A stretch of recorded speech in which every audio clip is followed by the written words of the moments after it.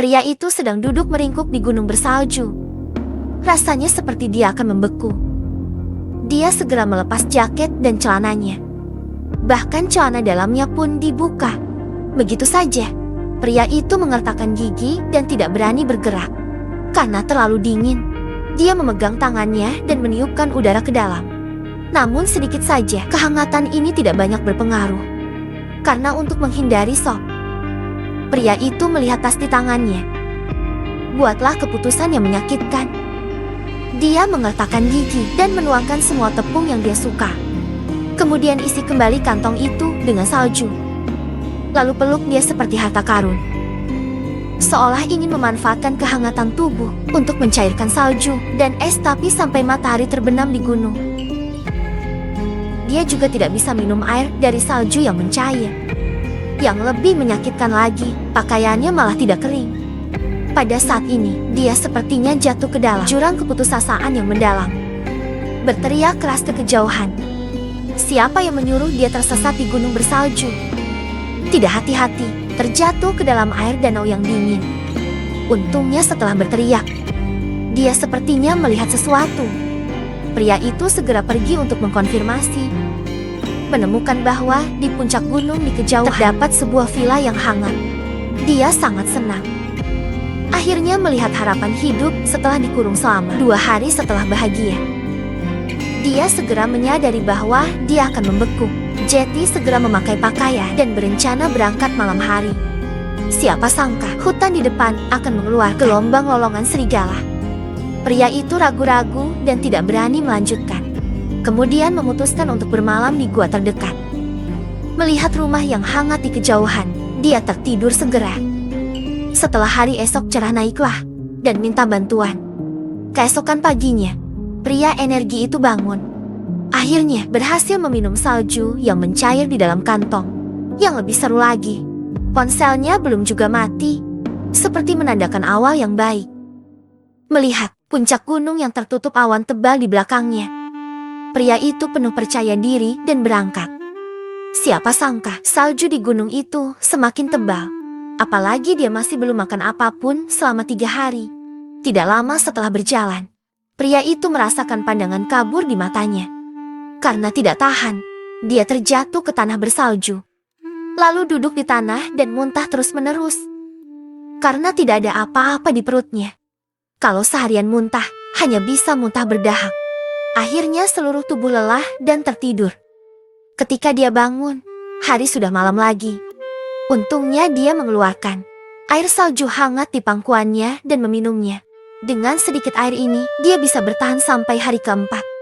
Memikirkan rumah hangat di puncak gunung yang menunggu, pria dengan tubuh lelah itu kembali termotivasi. Selanjutnya, dia hanya menutup matanya dan berjalan pergi.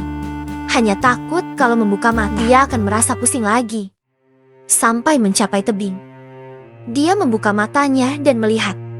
Namun pemandangan saat dia mengangkat kepalanya untuk melihat hampir membuatnya pingsan. Pria itu mengira dia salah. Tutup mata dan tenanglah sedikit.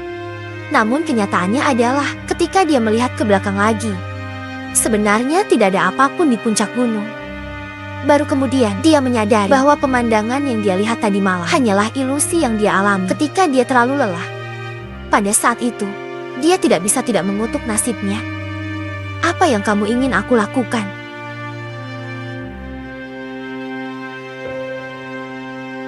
Akhirnya apa yang kamu ingin aku lakukan? Setelah putus asa, dia menyesuaikan suasana hatinya. Karena dia tahu bahwa kini hanya mendaki ke puncak gunung adalah pilihan terbaik. Tidak tahu bahwa keputusannya memungkinkan dia untuk diselamatkan dari gunung bersalju ini. Pada malam hari, dia bersembunyi di sebuah gua yang ditinggalkan. Tanpa diduga menemukan kerangka binatang. Tapi dia tidak takut. Tapi dia juga mengobrak-abrik kerangka itu, ingin mencari daging untuk dimakan. Namun sayang, daging di dalamnya sudah lama digerogoti hingga bersih oleh hewan liar.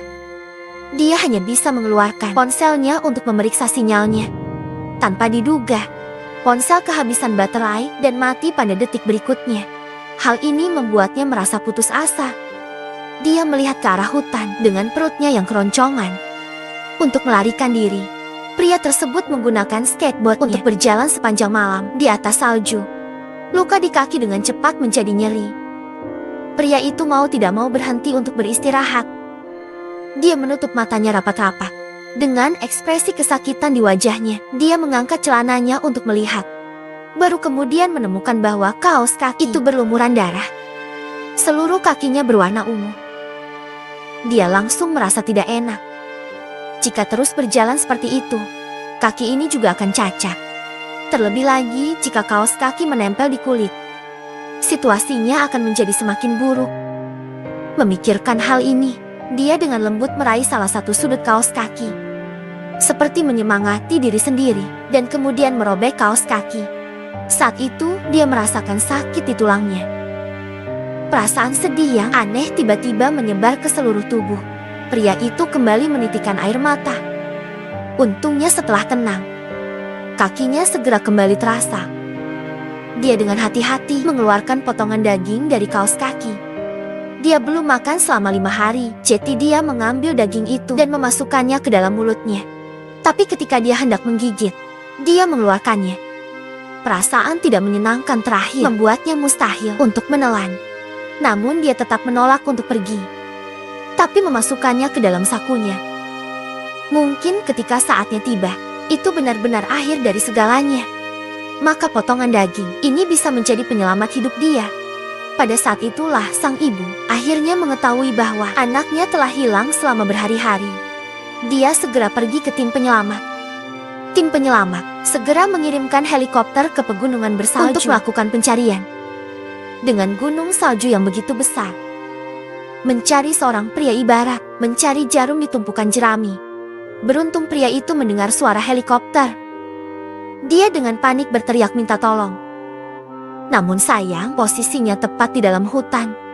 Puncak pohon yang lebat mengaburkan semua pandangan. Tidak peduli seberapa keras dia mencoba berteriak, itu sia-sia. Melihat helikopter hendak terbang, pria itu meledak dengan kekuatan luar biasa. Namun dia berhasil melewati hutan ini. Tapi sudah terlambat. Helikopter terbang keluar dari sini, tidak memperhatikan pria yang tertinggal. Begitu saja, pria itu melewatkan satu-satunya kesempatan untuk mendapatkan bantuan.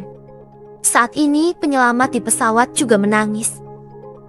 Mau tidak mau kembali, karena akan ada badai salju besar yang akan datang. Pada saat itu, pria tersebut tidak memiliki peluang untuk bertahan hidup lagi. Dia berbaring di salju dengan putus asa. Berpikirlah seperti itu dan menyerah. Namun tiba-tiba dia melihat adegan hangat saat dia dan ibunya bersama. Tidak berani berpikir seperti itu jika dia terus seperti itu. Betapa sia-sianya meninggalkan ibu dia sendirian. Saya tidak ingin dia menemukan saya seperti ini. Terkunci selama 8 hari.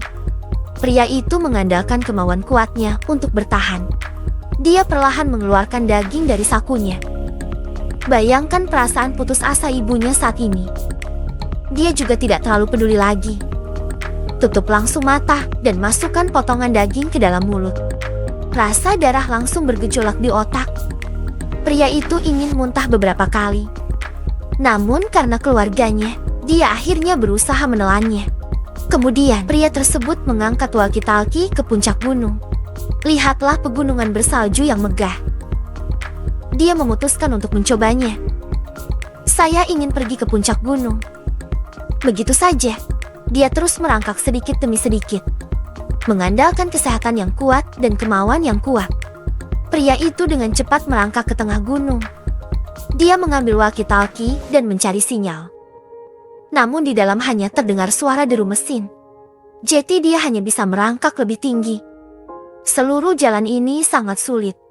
Tapi ketika dia menoleh ke belakang, dia sudah melangkah sangat jauh. Akhirnya lelaki itu merangkak ke puncak gunung. Dia penuh harapan dan mengeluarkan walkie-talkie. Namun masih belum ada sinyal di layar. Selanjutnya, karena kekurangan oksigen di ketinggian, pria itu tiba-tiba jatuh ke tanah. Untungnya beberapa menit kemudian dia bangun lagi. Dia menyeret kakinya yang hampir cacat dan terus merangkak ke depan. Baru setelah penjelajahan mencapai titik tertinggi gunung, ia berhenti. Saat ini, dia memejamkan mata dan berdoa kepada Tuhan. Namun saat lihat di layar, masih belum ada sinyal. Namun daya baterai kini menurun dari 5 menjadi 4. Saat ini dia tampak sangat tenang. Karena untuk hidup, dia berusaha semaksimal mungkin. Namun Tuhan tidak memberinya kesempatan untuk hidup. Dia dengan tenang menekan tombol radio, mulai mengucapkan selamat tinggal terakhirnya kepada ibu yang membesarkannya. Setelah dikurung di gunung bersalju selama 8 hari, dia akhirnya memahami kebenaran hidup. Ia selalu berusaha untuk naik ke atas, namun tetap tidak dapat menemukan makna hidup. Hingga saat ini, ketika saya menengok ke belakang, saya menyadari bahwa makna hidup hanya tinggal kenangan. Dia menoleh untuk melihat gunung di kejauhan. Kesadaran berangsur-angsur menjadi kabur. Namun dia tidak tahu di saat-saat terakhir kapan baterai radionya habis. Sinyal akhirnya muncul di layar. 10 menit kemudian, seorang penyelamat yang menerbangkan helikopter menemukannya. Berhasil menyelamatkannya. Terkunci di gunung bersalju selama 8 hari, pria itu masih hidup seperti keajaiban. Ibu yang bersemangat itu berbaring dengan gembira di pangkuan putranya. Beberapa tahun kemudian, pria tersebut mampu berhenti dari narkoba yang telah menjadi kecanduannya selama bertahun-tahun. Meskipun dia kehilangan kakinya, tapi dia telah mendapatkan kembali keyakinan dalam hidup dengan cinta untuk olahraga. Yang merupakan pelatih hoki. Dia menggunakan pengalamannya sendiri untuk menghibur anak-anak betapapun sulitnya jalan di depan. Penuhi saja dengan antusiasme, maka itu pasti bisa dilakukan.